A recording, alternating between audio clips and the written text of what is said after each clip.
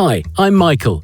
I'm here to show you how to use UNGER's professional cleaning tools correctly and to answer any questions you may have on topics relating to professional window cleaning.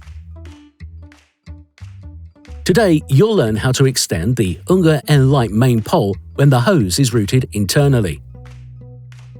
UNGER has a really clever solution for extending poles without having to change tools.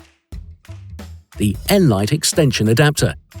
It has an opening to allow you to feed the hose to the outside. Simply insert the adapter into the extended main pole, paying attention to the markings. Press together the protruding metal clips. This will lock the adapter into the pole.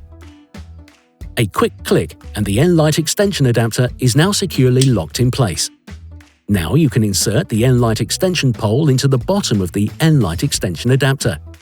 This also snaps securely into place with a quick click.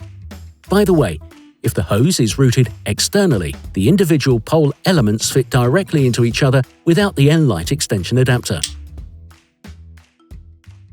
For further information and more videos about pure water cleaning, head to our YouTube channel. Simply subscribe and don't forget to turn on notifications.